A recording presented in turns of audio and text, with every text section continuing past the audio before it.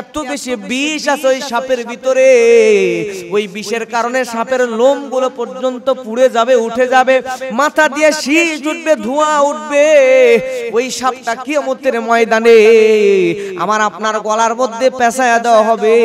দুনিয়াতে সম্পদের যাকাত যদি ঠিক মতো না আদায় করি, তাহলে আমার ভাইরা ওই সাপ আকার ধারণ করে যাকাতের সম্পদগুলো সাপ হইয়া আমার আপনার ঘাড়ের মধ্যে পেঁচাইয়া দুই সবুলির মধ্যে, গাল কপালে, চেহারার মধ্যে কামড় দিতে থাকবে, যন্ত্রণা দিতে থাকবে। জোরে বলেন না আল্লাহু আকবার, আরো জোরে বলেন আল্লাহু আকবার। অন্যতম একটি ফরজ বিধান হচ্ছে যাকাত।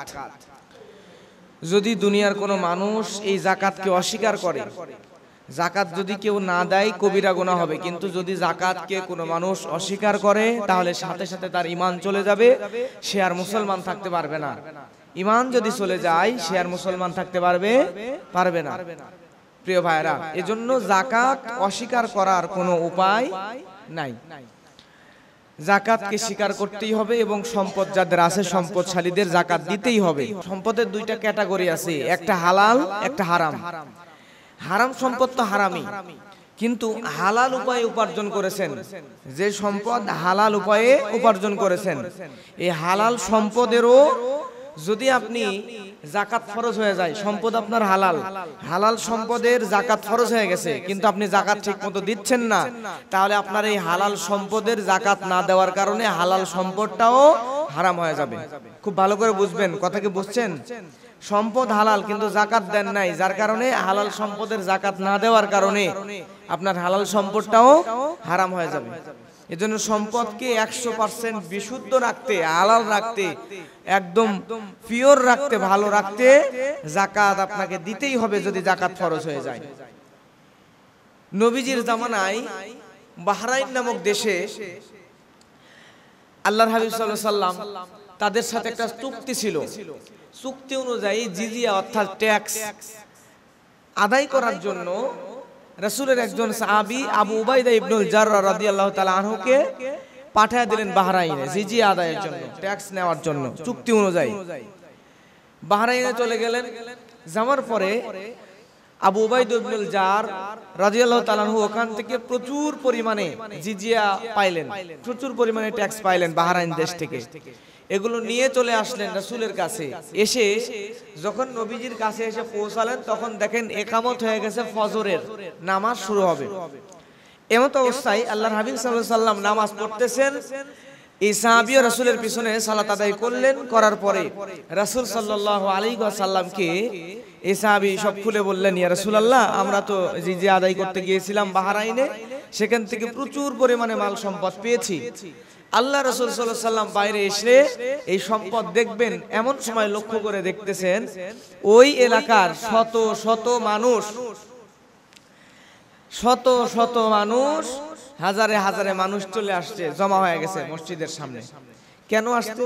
রাসূল বুঝতে পারলেন যে এত এত বাহরাইন থেকে সম্পদ নিয়ে আসা হয়েছে, এই সম্পদগুলো তারা নেওয়ার জন্য, সহযোগিতা নেওয়ার জন্য, সাহায্য নেওয়ার জন্য চলে আসছে। এই দৃশ্যটা রাসূল সাল্লাল্লাহু আলাইহি ওয়াসাল্লাম দেখলেন। দেখার পরে বললেন, তোমাদেরকে সম্পদ দেওয়া হবে, সমস্যা নাই, দেওয়া হবে। আমাদের এলাকায় যারা যাকাত বা ফিতরা দেই, দেখবেন বিভিন্ন মানুষ যাকাত ফিতরা নেওয়ার জন্য বাড়িতে মসজিদে চলে আসে না, ঠিক তেমন করে প্রচুর পরিমাণে গরিব লোকের সমাগম, তারাই সম্পদ নেওয়ার জন্য আসছে, জিজিয়ার মাল নেওয়ার জন্য আসছে। এমন সময় রাসূল সাল্লাল্লাহু আলাইহি ওয়াসাল্লাম তাদেরকে উদ্দেশ্য করে বললেন যে, আমি এত লোক জড়ো হওয়া দেখে রাসূল বললেন, আমি তোমাদের দারিদ্রতার ভয় করি না। তার মানে তোমরা যে গরিব হয়ে গিয়েছো, এই গরিব হয়ে গিয়েছো বা গরিব হয়ে যাবে বা গরিব হয়ে থাকবে, দরিদ্র হয়ে থাকবে, এই দারিদ্রতার ভয় আমি রাসূল করি না, বরং আমি তোমাদের জন্য ভয় করি যে তোমরা দুনিয়া পাওয়ার জন্য পাগল হয়ে গেছো, যেমনই ভাবে পাগল হয়ে গেছিল পূর্ববর্তী নবীর উম্মতগুলা। মানে পূর্বে যে নবীগুলা দুনিয়াতে আসছে, এই নবীদের উম্মত যারা ছিল, এই উম্মতরা সম্পদের মোহে দুনিয়া পাওয়ার জন্য পুরা পাগল হয়ে গিয়েছিল। এখন পূর্ববর্তী নবীদের বেশিরভাগ উম্মতকে কিন্তু গজব দিয়ে দিয়ে ধ্বংস করে দেওয়া হয়েছে, ঠিক না? দুনিয়া পাওয়ার লোভে মোহে এমন পাগল হয়ে গেছে, শেষ পর্যন্ত অনেক নবীর পুরো উম্মতকেই ধ্বংস করে দেওয়া হয়েছে। এখন রাসূল সাল্লাল্লাহু আলাইহি ওয়াসাল্লাম বলছেন, এজন্য আমি তোমাদের দারিদ্রতার ভয় করি না, আমি ভয় করি যে তোমরা দুনিয়া পাওয়ার মোহে পাগলের মতো হয়ে গেছো। পূর্ববর্তী নবীর উম্মতরা যেমন পাগলের মতো হয়ে গিয়েছিল দুনিয়া পাওয়ার মোহে। আল্লাহ আমাদেরকে দুনিয়ার লোভ লালসা থেকে হেফাজত করুন, জোরে বলেন আল্লাহুম্মা আমিন। সম্পদ কিন্তু সমস্যা নয়, সমস্যা হচ্ছে এই সম্পদটা আপনি কোন জায়গায় ব্যয় করবেন, হালাল খাতে ব্যয় করবেন নাকি হারাম খাতে ব্যয় করবেন, এই ব্যয় করার ক্ষেত্রটাই সমস্যা। আপনি কোথায় ব্যয় করবেন এই ব্যয় করাটাই সমস্যা। সম্পদ সঠিক জায়গায় যদি আপনি ব্যয় করেন তাহলে আপনার প্রচুর পরিমাণে সম্পদ থাকলেও কোনো সমস্যা নেই। আল্লাহ সুবহানাহু ওয়া তাআলা সূরা আল ইমরানের 92 নম্বর আয়াতের মধ্যে বলেন, আল্লাহ রাব্বুল আলামিন বলেন, লান তানালুল বিররা হাত্তা তুনফিকু মিম্মা তুহিব্বুন ওয়া মা তুনফিকু মিন শাইইন ফাইন্নাল্লাহা বিহি আলীম। আল্লাহ রাব্বুল আলামিন বলেন, তোমরা যা ভালোবাসো, তোমাদের সম্পদ আছে, যা যা আছে, এই সবগুলোর মধ্যে সবচাইতে বেশি তোমরা যা ভালোবাসো, এই জায়গা থেকে যতক্ষণ না ব্যয় করবে ততক্ষণ পর্যন্ত তোমরা পরিপূর্ণ সওয়াব লাভ করতে পারবে না। তার মানে হলো আমার আপনার দুনিয়াতে যত সম্পদ আছে, এই সব সম্পদগুলোর ভিতরে আমাদের প্রিয় যেই সম্পদগুলা, এই সম্পদগুলা যতদিন না পর্যন্ত আমরা ব্যয় করতে পারবো ততদিন পর্যন্ত আমরা পরিপূর্ণ সওয়াব লাভ করতে পারবো না। এই আয়াত নাজিলের পরে আল্লাহর হাবিব সাল্লাল্লাহু আলাইহি ওয়াসাল্লামের একজন সাহাবী, নাম তার হযরতে আবু তালহা রাদিয়াল্লাহু তাআলা আনহু। এই আবু তালহা রাদিয়াল্লাহু তাআলা আনহুর বিশাল বিশাল খেজুর বাগান ছিল, অনেক কয়েকটা খেজুর বাগান ছিল। এই খেজুর বাগানগুলোর মধ্যে আবু তালহার একটা প্রিয় খেজুর বাগান ছিল।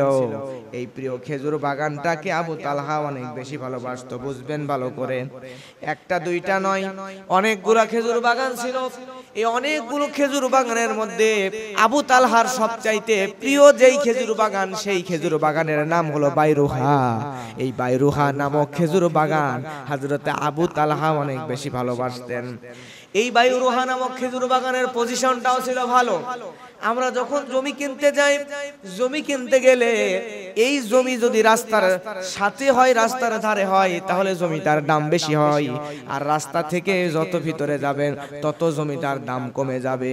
শুধু তাই নয়, ফসলের জমি, যেই জমিতে ফসল ভালো হয়, এই জমি কন্ট্রাক্ট নেওয়ার জন্য, এই জমি নেওয়ার জন্য মানুষের আগ্রহ বেশি থাকে। আর যেই জমিতে ঠিক মতো ফসল হয় না, এই জমি নেওয়ার জন্য মানুষের কিন্তু ঠিক মতো আগ্রহ থাকে না।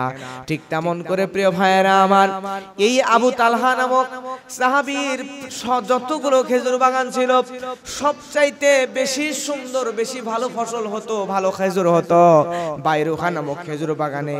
শুধু তাই নয়, এই খেজুর বাগানটা ছিল মসজিদে নববীর একদম নিকটে। সুবহানাল্লাহ, একদম নিকটে। এই বাইরুহা এত বেশি পছন্দ ছিল আবু তালহার। তারপরও কোরআনের আয়াত যখন নাজিল হয়ে গেল, আয়াত নাজিল হওয়ার পরে আল্লাহ যখন বললেন, বান্দারে, তোমাদের সবচাইতে প্রিয় বস্তু যতক্ষণ না তোমরা দান করে দিবা আল্লাহর রাস্তায়, ততক্ষণ পর্যন্ত পরিপূর্ণ সওয়াব অর্জন করতে পারবা না। কোরআনের আয়াত নাজিলের পরে আবু তালহা চলে গেলেন বিশ্বনবী মুহাম্মদুর রাসূলুল্লাহ সাল্লাল্লাহু আলাইহি ওয়াসাল্লামের কাছে। যাওয়ার পর আল্লাহর হাবিবকে বলে, ইয়া রাসূলুল্লাহ, ইয়া হাবিব আল্লাহ, আমি বুঝতে পেরেছি আল্লাহ যেহেতু বলেছেন সবচাইতে দামি জিনিস যতক্ষণ না দান করব ততক্ষণ পূর্ণ সওয়াব পাবো না। অতএব আমি সিদ্ধান্ত নিয়েছি, আমার যতগুলো খেজুর বাগান ছিল এর মধ্যে সবচাইতে দামি খেজুর বাগান হলো বাইরুহা।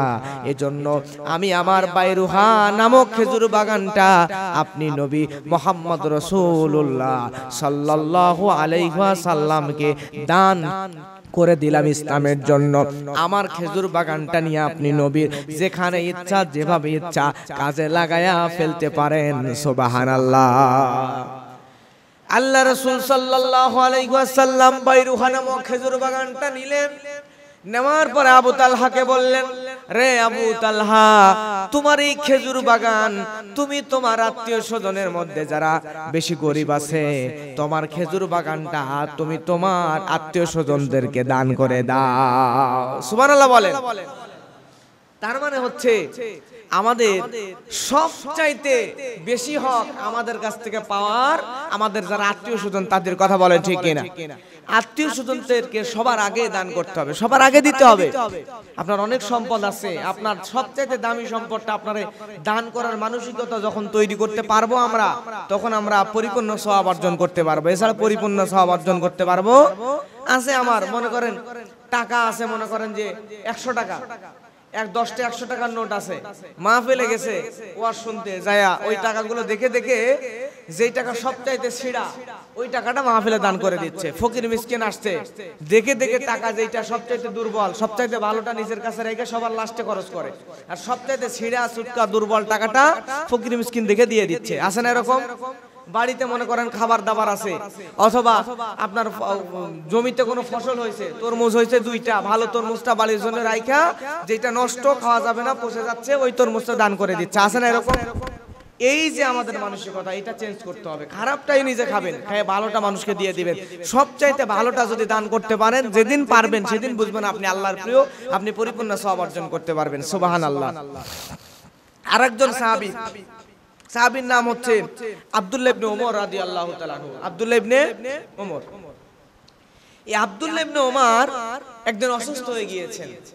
অসুস্থ হয়ে যাওয়ার পরে এক জায়গায় সফরে গেছেন। সফরে যায়া জুহফা নামক একটা জায়গায় উনি অবতরণ করছেন। অবতরণ করার পরে ওই জায়গায় আব্দুল্লাহ ইবনে ওমর, ওনার চিন্তা হয়েছে, দেখবেন মানুষ যখন অসুস্থ হয়ে যায় তখন কিন্তু বিভিন্ন জিনিস খাওয়ার ইচ্ছা জাগে, ঠিক না? বিভিন্ন রকম জিনিস খাওয়ার ইচ্ছা জাগে।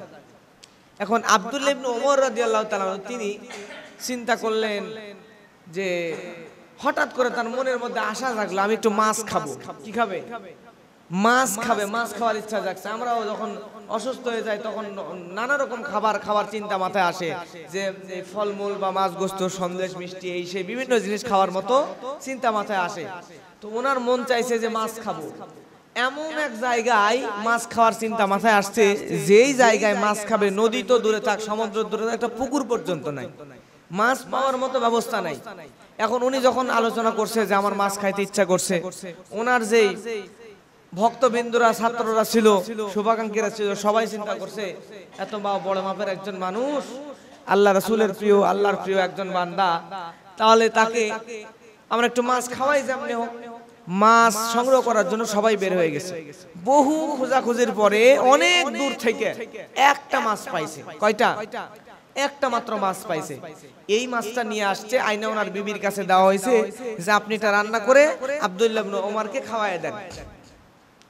আমার ভাইয়েরা, এবার ওনার বিবি মাছটা রান্না করছে, দেখেন বুঝবেন ভালো করে আল্লাহর প্রিয় হতে তারা কি করেছেন, কেমন দানের মানসিকতা তাদের ছিল। এই মাছটা ওনার বিবি অনেক সুস্বাদু লোভনীয় করে রান্না করেছেন। রান্না করার পরে ঘরের মধ্যে একজন ফকির আসছে, আসার পরে বলতেছে, ও বাড়ির মানুষেরা, তোমাদের বাড়ির মধ্যে কিছু আছে নাকি? যদি কিছু থাকে তাহলে আমাকে দাও, আমাকে দাও, আমারে দাও। আব্দুল্লাহ ইবনে ওমর সঙ্গে সঙ্গে চিন্তা করলেন, আমার বাড়ির মধ্যে যা কিছু আছে এই সব জিনিসের মধ্যে আমার প্রিয় জিনিস তো হলো ওই মাছটা, যেটা আমি খাবো। আব্দুল্লাহ ইবনে ওমরের বউ বুঝতে পেরেছেন যে আমার স্বামী তো আজকে এই মাছটা দান করে দিবে সবগুলোই, উনি যে খাবেন বহু কষ্ট করে আনা হয়েছে, এই মাছ তো খুঁজেও পাওয়া যাবে না। আব্দুল্লাহ ইবনে ওমরের কাছে এসে বলে, ওনার বিবি বলছে, প্রাণের স্বামীরে, আপনি এই মাছটা খেয়ে নেন, কারণ হলো এই মাছ আপনি পছন্দ করেছেন বিদায় আনা হয়েছে অনেক কষ্ট করে, এখন তো আর মাছ পাওয়া যাবে না, আপনি মাছটা খেয়ে নেন। আর আমাদের বাড়ির মধ্যে অন্যান্য খাদ্যদ্রব্য তো আছে, টাকা পয়সাও তো আছে, আমি যদি এই মাছটা ফকিরকে না দিয়া টাকা পয়সাগুলো দান করে দিই, তাহলে তো ফকিরের বেশি উপকার হবে। আমি যদি ফকিরকে অন্যান্য খাবারগুলো দিয়ে দেই, তাহলে তো তার বেশি উপকার হবে। অতএব আমার অনুরোধ হলো, এই মাছটা না দিয়া আমরা যদি টাকা পয়সা বা অন্য খাদ্যগুলো দিয়ে দিই। আব্দুল্লাহ ইবনে উমার বলে, বিবি রে, তুমি আমাকে যা বুঝাতে চাও আমি বুঝতে পেরেছি, কিন্তু এটা হবে না। কারণ হলো, এখন আমার বাড়ির মধ্যে টাকা থাকুক, খাবার থাকুক, অন্য যা কিছু থাকুক, কিন্তু আমার কাছে সবচাইতে প্রিয় হলো ওই মাছ। আল্লাহ তো কোরআনে বলছেন, লান তানালুল বিররা হাত্তা তুনফিকু মিম্মা তুহিব্বুন। আল্লাহ তো কোরআনে বলছে, তোমরা যা ভালোবাসো তা হতে ব্যয় করো। তাহলে আমার বাড়ির মধ্যে টাকা থাকলে ওইটা আমি এখন এই মুহূর্তে ভালোবাসি না, অন্য খাদ্যদ্রব্য থাকলে ওগুলো এই মুহূর্তে আমি ভালোবাসি না। আমি এই মুহূর্তে সবচাইতে বেশি পছন্দ করছি আমার জন্য আনা ওই মাছটা। সুবহানাল্লাহ। অতএব বিবি রে, তুমি আমার ওই মাছটা সম্পূর্ণটাই ফকিরকে দান করে দাও। ফকিরকে দান করে দিয়ে আমাকে পরিপূর্ণ সওয়াব নেওয়ার জন্য ব্যবস্থা করে দাও। পরিপূর্ণ সওয়াব নেওয়ার, কামাই করার সুযোগ তুমি আমাকে করে দাও বিবি। প্রিয় ভাইরা, তাহলে আমরা ততক্ষণ পর্যন্ত পরিপূর্ণ সওয়াব কামাই করতে পারবো না যতক্ষণ পর্যন্ত আল্লাহ সুবহানাহু ওয়া তাআলাকে ভালোবেসে আল্লাহর জন্য সবথেকে প্রিয় জিনিসটা ব্যয় না করতে পারবো। কথা কি বোঝা যায়? এরপরে আসেন সম্পদের, আমাদের যে সম্পদ আছে এই সম্পদের ফরজ দান হচ্ছে যাকাত। ফরজ দান কি? যাকাত।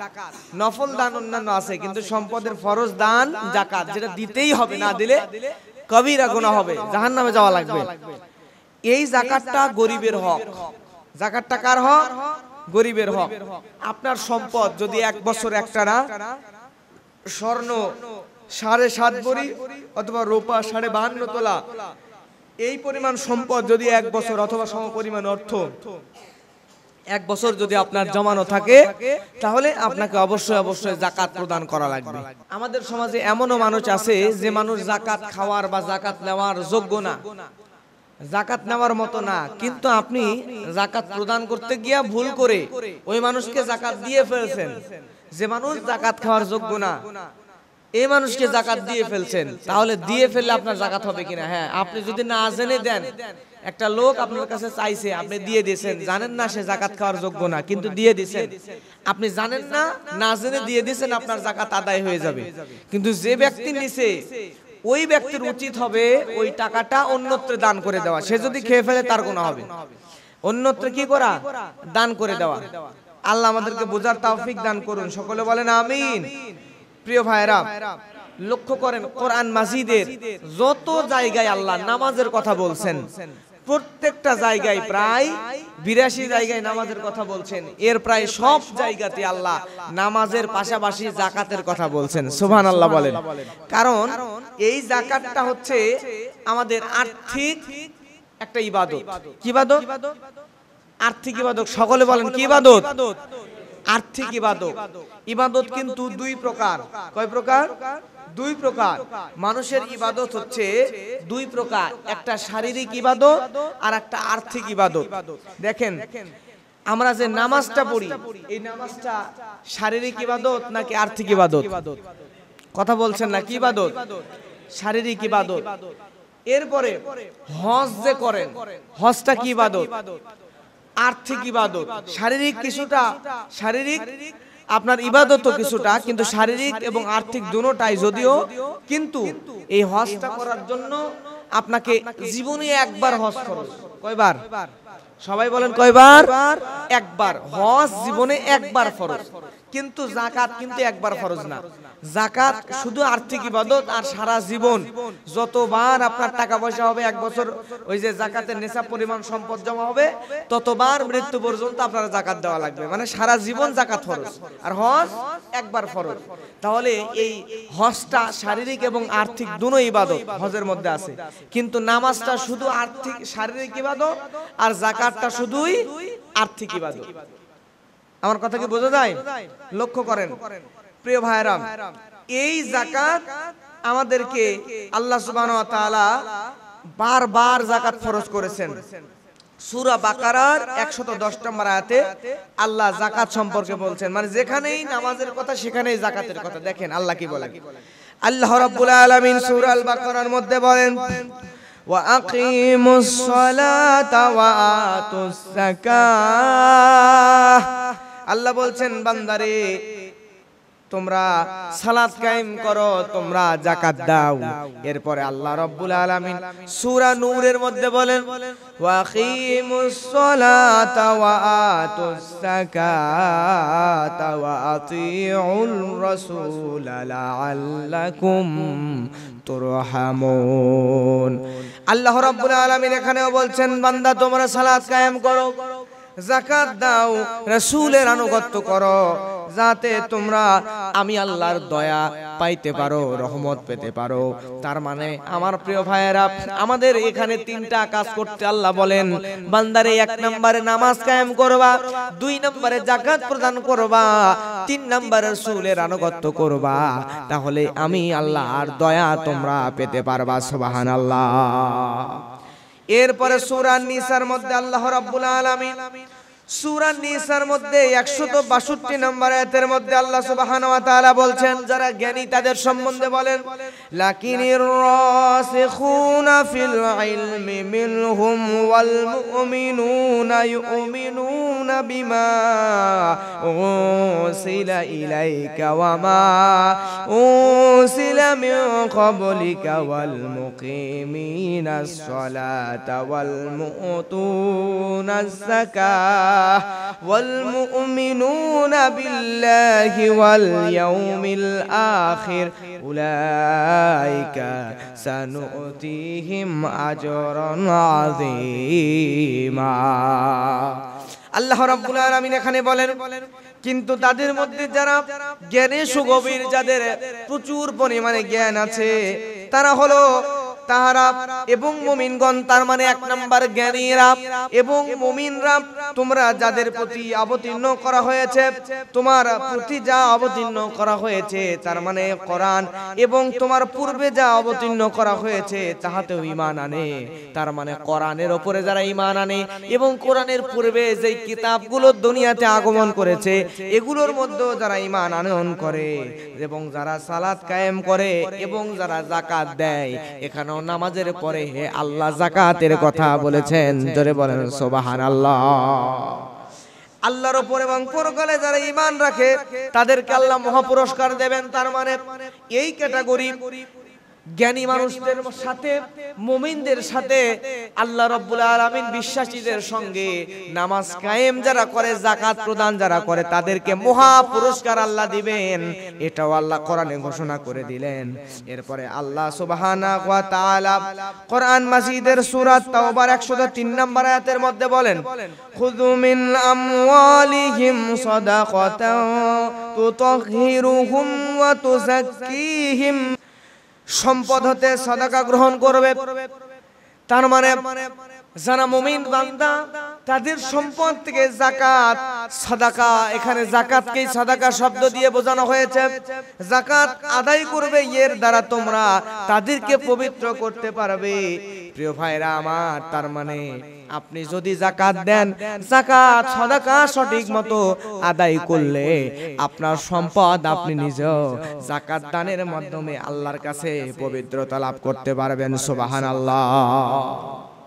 তার মানে যাকাত দিতে হবে এবং রাষ্ট্রের যারা দায়িত্বে থাকবে তারা যাকাত নিজ দায়িত্বে আদায় করে নেবে। হযরতে আবু বকর রাদিয়াল্লাহু তাআলা আনহুর জামানায় আল্লাহ রাসূল সাল্লাল্লাহু আলাইহি ওয়াসাল্লাম যখন ইন্তেকাল করলেন, ইন্তেকালের পরে আবু বকর রাদিয়াল্লাহু তাআলা আনহু তিনি খলিফা হলেন।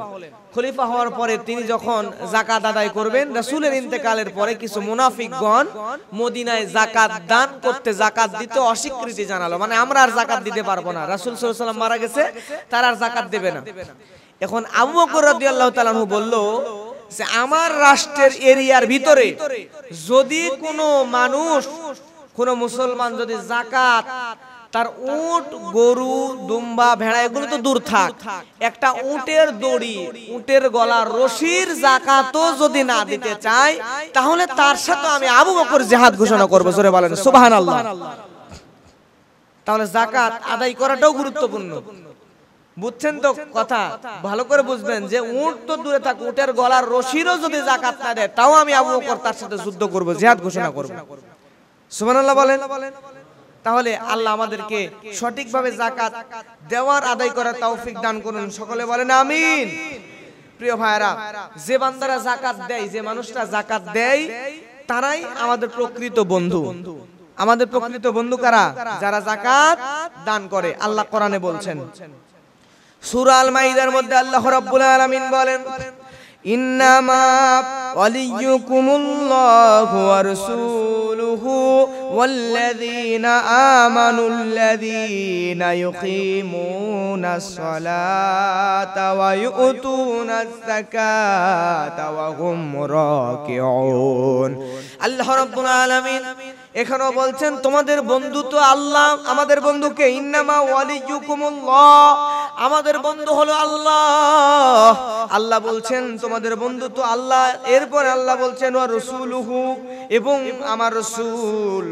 এরপরে আল্লাহ বলছেন ওয়াল্লাযীনা আমানুল্লাযীনা, আল্লাহ বলছেন এরপরে যারা ঈমান আনয়ন করেছে, যারা বিশ্বাসী, যারা মুমিনগণ, তারা তোমাদের বন্ধু। এরপর আল্লাহ বলছেন যারা মুমিন তারা কারা? ইউকিমুনাস সালাতা ওয়া ইউতুনাস যাকাত। আল্লাহ বলছেন মুমিন তো তারাই যারা নামাজ কায়েম করে এবং যাকাত দান করে। জোরে বলেন সুবহানাল্লাহ। আমার প্রিয় ভাইয়েরা, আল্লাহ রাব্বুল আলামিন এভাবে বলছেন যারা মুমিন বান্দা, এই মুমিন বান্দারা তারা তাদের মুমিন বান্দাদের প্রকৃত বন্ধু হবে তারা যারা যাকাত প্রদান করবে। এরপর আল্লাহ রাব্বুল আলামিন কোরআন মাজিদের মধ্যে সূরা তাওবার মধ্যে বলছেন যারা মুসলিম ধর্মে আসবে, মুসলিম ধর্মে আসার পরে যারা যাকাত দেবে, মুসলিম ধর্মে আসার পরে যাকাত দিলে তারা ভাই, আমাদের ভাই। সূরা তাওবার 11 নম্বর, সূরা তাওবার 11 নম্বর আয়াতের মধ্যে আল্লাহ বলছেন, আল্লাহ রাব্বুল আলামিন সূরা তাওবার 11 নম্বর আয়াতে বলেন ফায়াতাবু ওয়া কামুস সালাতা ওয়া আতাউস যাকাতা ফাইখওয়ানুকুম ফিদ্দীন। আল্লাহ বলছেন বান্দারে, অতঃপর তারা যদি তওবা করে, কালেমা পড়ে তওবা করে মুসলমান হয়ে আসে, এরপরে তারা যদি নামাজ কায়েম করে এবং যাকাত দেয়, তাদের দ্বীনি ভাই। জোরে বলেন সুবহানাল্লাহ। কালেমা পড়ে ফিরে আসতে, এরপরে যাকাত দেবে, নামাজ পড়বে, তাহলে তারা আমাদের কি ভাই? দ্বীনি ভাই, ইসলামী ভাই। সুবহানাল্লাহ বলেন। তাহলে যাকাত যে ব্যক্তি দিবে সে ব্যক্তি আমরা সব মুসলমানের ভাই হয়ে যাবে। এরপরে প্রিয় ভাইরা লক্ষ্য করেন, মসজিদ কমিটিতে যারা থাকবে, মসজিদের দায়িত্বে যারা থাকবে, তারাও যাকাত দিবে যদি সম্পদশালী হয়। আল্লাহ বলছেন কোরআনে, ইন্নামা ইয়ামুরু মাসাজিদাল্লাহি মান আমানা বিল্লাহি ওয়াল ইয়াউমিল আখির ওয়া আকাম। তারাই তো আল্লাহর মসজিদের রক্ষণাবেক্ষণ করবে যারা ঈমান আনয়ন করে আল্লাহ এবং রাসূল, আল্লাহর রাসূলের প্রতি, আল্লাহর প্রতি, আখিরাতের প্রতি এবং আল্লাহর প্রতি যারা ঈমান আনয়ন করে। এরপরে যারা নামাজ কায়েম করে, যাকাত প্রদান করে। আল্লাহ রাব্বুল আলামিন কোরআনের মধ্যে বলেন বান্দা, এই বান্দাগুলো মসজিদের দায়িত্ব পালন করবে। সুবহানাল্লাহ। তার মানে যাকাত ফরজ হলে যাকাত দিতেই হবে। মসজিদ কমিটির দায়িত্বে যারা থাকবেন তাদেরকেও আল্লাহ বলছেন তার মসজিদের দায়িত্বে থাকে, এটাও একটা সম্মানের কাজ। এখানেও আল্লাহ বলছেন যারা যাকাত দিবে, যারা নামাজ পড়বে ঠিকমতো, তাদেরকে আল্লাহর এই মসজিদের দায়িত্ব, সম্মানিত জায়গায় দায়িত্ব প্রদান করা হোক। জোরে বলেন সুবহানাল্লাহ। এরপরে লক্ষ্য করেন প্রিয় ভাইয়েরা আমার, আল্লাহ রাব্বুল আলামিন কোরআনে এভাবেই বলছেন যদি কোনো বান্দা যাকাত না দেয় তাহলে তার শাস্তি কি? আল্লাহ সূরা আল ইমরানের 180 নম্বর আয়াতের মধ্যে বলছেন, ওয়ালা ইয়াহসাবান্নাল্লাযীনা ইয়াবখালুনা বিমা আতাহুমুল্লাহ মিন ফাদলিহি হুয়া খায়রাল লাহুম বাল হুয়া শাররুল লাহুম সায়ুতাওয়াকুনা মা ইয়াখিলু বিহি ইয়াউমাল কিয়ামাহ ওয়ালিল্লাহি মিরাসুস সামাওয়াতি ওয়াল আরদি ওয়াল্লাহু বিমা তা'মালুনা খাবীর। এই আয়াতের ব্যাখ্যায় মুফাসসিরগণ বলেছেন বলেছেন কিয়ামতের ময়দানে কঠিন মুসিবতের সময়ে আপনি যদি যাকাত প্রদান ঠিকমতো না করেন, আপনার আযাবটা কেমন হবে? ভয়ানক বিষধর সাপ, যেই সাপের মাথা দিয়ে ধোঁয়া উঠবে, যেই সাপ এত ভয়ানক, এত ভয়ানক, যেই সাপের ভিতরে আমার ভাইয়েরা, যেই সাপের মাথার পশমগুলো পর্যন্ত আগুনে পুড়ে যাবে বিষের কারণে। অতিমাত্রায় এত বেশি বিষ আছে ওই সাপের ভিতরে, ওই বিষের কারণে সাপের লোমগুলো পর্যন্ত পুড়ে যাবে, উঠে যাবে, মাথা দিয়ে শীষ উঠবে, ধোঁয়া উঠবে। ওই সাপটা কিয়ামতের ময়দানে আমার আপনার গলার মধ্যে পেঁচায়া দেওয়া হবে। দুনিয়াতে সম্পদের যাকাত যদি ঠিক মতো না আদায় করি, তাহলে আমার ভাইয়েরা ওই সাপ আকার ধারণ করে যাকাতের সম্পদগুলো সাপ হইয়া আমার আপনার ঘাড়ের মধ্যে পেঁচাইয়া দুই সবুলির মধ্যে, গাল কপালে, চেহারার মধ্যে কামড় দিতে থাকবে, যন্ত্রণা দিতে থাকবে। জোরে বলেন না আল্লাহু আকবার। আরো জোরে বলেন আল্লাহু আকবার। আমার ভাইয়েরা কি একটা অবস্থা লক্ষ্য করেন। আল্লাহ কোরআন মাজিদের মধ্যে আর একটা আয়াতের মধ্যে বলছেন, যদি আপনি বাকি যাকাত আদায় না করেন, যাকাত আপনার ফরজ হয়ে গেছে কিন্তু আদায় করেন নাই, তাহলে কি হবে? আল্লাহ সূরা আল মুনাফিকুনের মধ্যে বলেন, ওয়া আনফিকু মিম্মা রাযাকনাকুম মিন ক্বাবলি আন ইয়াতিয়া আহাদাকুমুল মাউত ফায়াকুলা রাব্বি লাউলা আখখারতানি ইলা আজালিন করিব ফাআসাদ্দাক ওয়া আকুম মিনাস সালিহিন। আল্লাহ রাব্বুল আলামিন কোরআন মাজিদের মধ্যে বলছেন, আমি তোমাদেরকে যেই রিজিক দিয়েছি তোমরা তা হতে ব্যয় করবা।